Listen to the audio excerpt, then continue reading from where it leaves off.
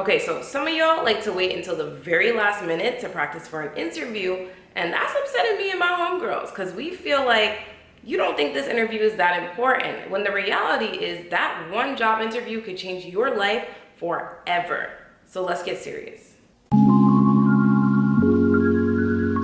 Hi everyone, welcome back. My name is Brittany Hayles and this is Hayles Consulting, a business dedicated to helping you take ownership of your career. I have conducted so many interviews during my career, hundreds, possibly even thousands, and there is a significant pattern between the people who do really well and those who need a little bit more practice, need a little bit of more spice, need a little bit of more of a lot of different things.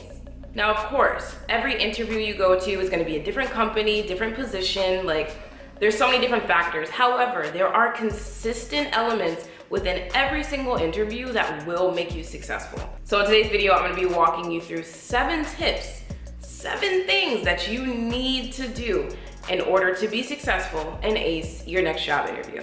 Before we even get started here, you know the drill. Go ahead and click that subscribe button down below. Also, do not forget to follow Hayles Consulting on Instagram, LinkedIn, every social platform you can think of. I'm on it. So the first tip is to be aware of your body language and speaking pace. I don't care which interview you're in, what company you're interviewing for, it doesn't matter. Body language and speaking pace mean the world to an interview. And in my opinion, they're one of the very common, most unspoken about tips when it comes to interviewing. People talk a lot about, you gotta study, you gotta know the company inside and out, you have to know the role, but nobody focuses on the fact that body language and speaking pace are so important. You could have the perfect answer, but if your body language and your speaking pace are off point, fundamentally, psychologically, for whatever reason as human beings, it throws off our ability to grade you with the utmost grade. Of course, there are people who are gonna be subjective and be like, oh, they did a great job, I'm gonna ace them and do it very well and give them a high rating. But then there's a lot of people where it's like, you're answering the question really well, but you're speaking too quickly. And because of that, they can't process the information. And now they're gonna give you a lower rating. Or there's that individual who's like, they're answering the questions really well, they're giving the best answer, but they're slouched over, they look uninterested. It's a real thing. I've conducted interviews myself where the person, in terms of the questions I'm asking them, they're giving an incredible answer, but they look so uninterested based off their body language. They're slouched over, they have their hand under their chin, they look bored, they look like they're completely over it. That's not a good look. Same thing with an individual who's giving the best answer ever, but they're speaking so quickly. So now I'm like, that was a great answer, but I cannot remember anything that you just said. So it's important, and this is why I'm putting this first, because I think a lot of things we've heard about and we've gotten through our heads in terms of how to prepare for an interview, but practicing our body language, sitting up straight, staring into the person's eyes, speaking with confidence, speaking slowly instead of really quickly, we don't talk about it enough, and it is so important. And I get it, the posture thing. I slouch every now and again, and I'm get really relaxed, but when I'm in that setting, I'm gonna turn it on, and even if it's super uncomfortable, you gotta do it, especially with the speaking pace thing. I'm from New York, we talk fast. We talk as fast as we walk, because we always got somewhere to go. So I get it, I get that it can be difficult at times, but this is very important. So practice speaking slowly when you're practicing interview questions with other people, and practice sitting up straight in the chair. If you're in a virtual interview, make sure your camera is at a level that feels comfortable, and I promise you, you hit the nail on the head. So the second tip is to prepare for questions that test your role-related knowledge. I have been in interviews where I ask the person a question that is literally one of the fundamental questions related to the job, and their answer is disturbing because they have no idea what I'm talking about. And the reason why this is happening is because most interview preps and most interview prep guides, all they're doing is telling you to study the top 50 or top 100 interview questions. And yes, you should be prepared for tell me about yourself, biggest strength, all those are awesome. Please practice for those because you're probably gonna get asked them. But then there's a whole other side of the interview, and there's a whole other type of interview that once you get deeper into the interview process, maybe your second or third interview, you're gonna have an interview that is strictly, if not mostly, all role-related questions. Questions about what you should anticipate and seeing what it is that you know about that role. So I'm gonna use my job as an administrative business partner at Google, for instance. A huge part of my job is event planning. A lot of people would go into the role and not necessarily expect a question about event planning, even though that is a part of the role. It's not a major part of our role, but it is a part of the role. So you may go in there and they ask you some very in-depth question about planning an event for 1,000 people within 30 days. And now you're kind of unprepared because yes, planning events is something that you do. You're already an admin and now you're applying to be an admin somewhere else. However, it's not something you're prepared for because you're too focused on like the situational, behavioral, like top 20 interview questions. So I really want you to focus on understanding that role through and through and through so you can be prepared for those types of questions. It upsets me when I have the best interview candidate, like they did amazing when it came to the resume-based or behavioral or situational questions. But when I started to ask them about the role-related questions, the worst answer. So what I recommend on how to prepare for these questions, literally go into the job description, line by line, every single bullet. I need you to read through and make sure you understand every single line. If it says something that you don't understand, read through it again, look it up, like understand it through and through. And you may be saying to yourself like, oh, I'm already in the role, like I get it. Read it. And some of the major things to pay attention to on the job description, like pay attention to any tools or software, databases, things that they're describing, teams that you may be collaborating with. Like if they're saying, oh, for this role, we're gonna collaborate with the marketing team or collaborate with the partnerships team, like you wanna make sure that you understand those teams and what they do because you may be asked a question about what it's like to collaborate or have you collaborated with those types of teams before. And then the third thing I would look out for too as well is if there's anything about metrics or statistics within the job description, pay attention to that. A lot of roles and jobs have metrics where it's like you have to hit a certain quota by the end of the quarter or by the end of the month. And sometimes we skip straight over that or they put that bullet at the end because they don't want you to like be thrown off and not apply for the job. So pay attention to that because if the job has metrics associated with it, they're going to ask you about it. So be prepared. So the third tip is to prepare for diversity and social awareness related questions. Similar to the previous tip where people neglect preparing for those role related questions, what's starting to happen at a lot of companies is that they're prioritizing diversity or other social awareness related issues.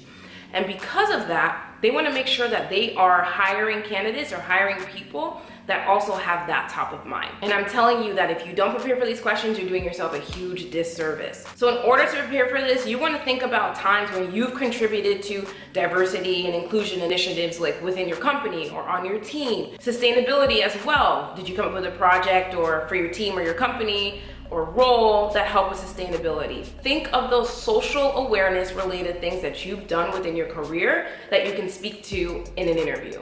Companies are trying very hard these days to hire people with a diverse mindset. So again, I work at Google. Diversity is very important to Google. So they will ask you a question about that. But you may be applying for a company that sustainability is at the forefront for them. Health and wellness is at the forefront for them. Like there's so many things. And the only way to really know that is to go to that company's about page, see what their core principles are, see what they really value. If they literally on their about page have a section about diversity and inclusion, I can promise you in one of those many interviews that you have, they're gonna ask you a question about diversity and inclusion. So the fourth tip is to take physical notes throughout the interview. Now, of course, this tip is very optional. However, I have found every single person I interviewed that took notes did an incredible job. High ratings. I almost gave them perfect scores every single time. And I think what the thought process behind note taking is to understand and really have a thorough understanding of what the interviewer is asking you. So even if you don't want to take a physical note, be very clear and use your active listening skills to hear each and every element of the question that they're asking. And what I liked about every person that took notes during the interview, they would ask me before, like, is it okay if I take notes? Or they let me know ahead of time, like, hey, I'm gonna be taking notes while you ask questions so that I can understand exactly what it is that you're saying. You don't need to write down the entire question. Like, you're not here in the interview while taking notes to write an essay or a synopsis on the questions you were asked. You're doing it to highlight the main elements of the question.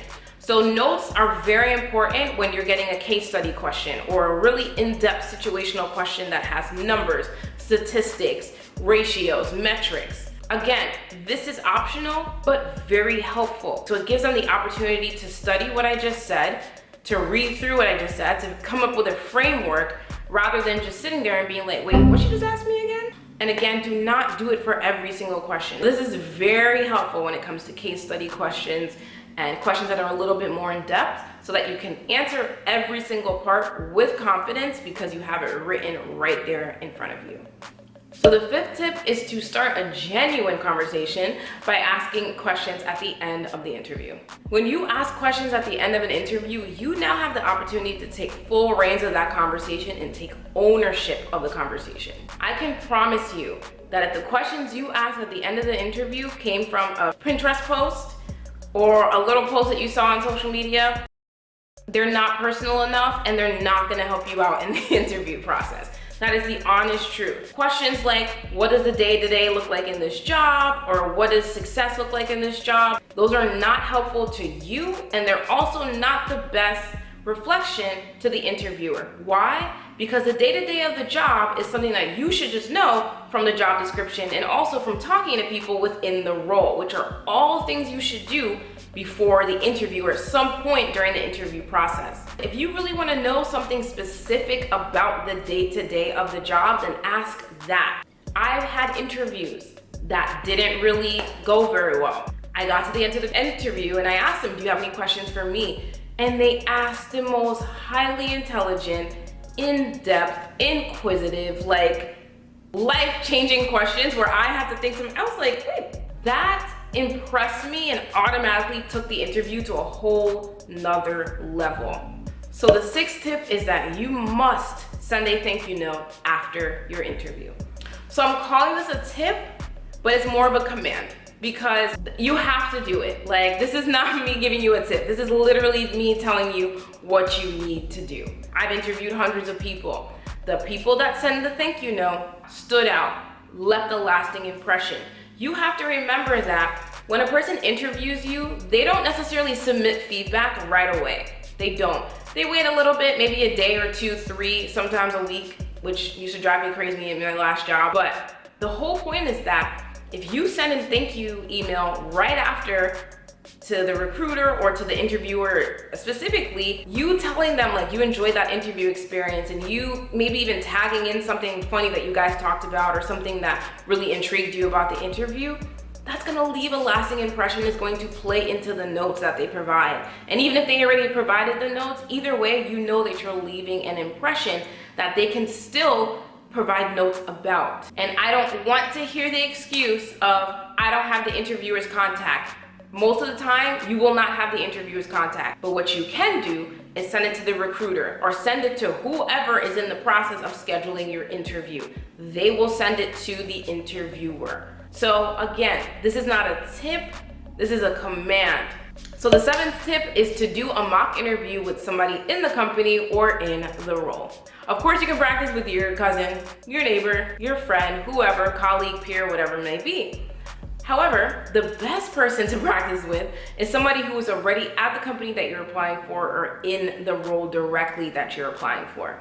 I understand this may be difficult in every case. Sometimes you don't get a lot of time to prepare for an interview, so it's hard to find that person to help you prepare. However, if you prepare early enough in your job search to be like, okay, I'm gonna start applying for graphic design roles. I should probably start reaching out to graphic designers for mock interviews. Like, you can do that. And don't be shy. Again, my business is all about taking ownership of your career. And one of the best things you can do to take ownership of your career is throw that shy boop out the window and get over it. Email that person, message that person on LinkedIn and say, hey, I see that you're in the role and have been doing it for 3 years. I'm getting ready to interview. Would you mind conducting a mock interview with me?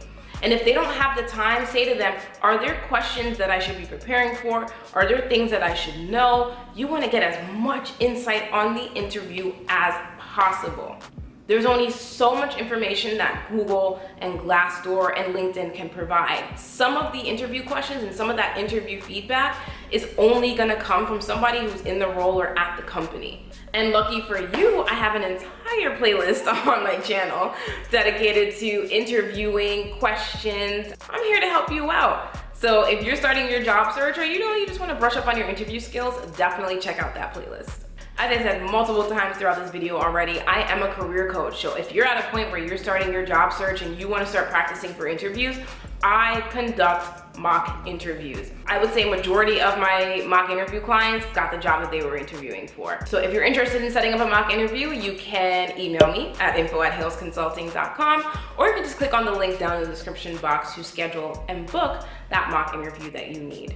I also host interview preparation workshops. So if your organization, school, company, I'm your girl. Comment down below, what is the toughest interview you've ever been in?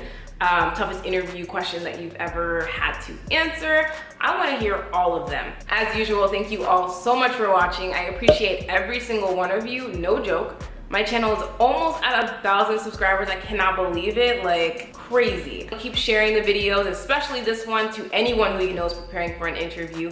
Also, like this video to help a sister out with the algorithm a little bit.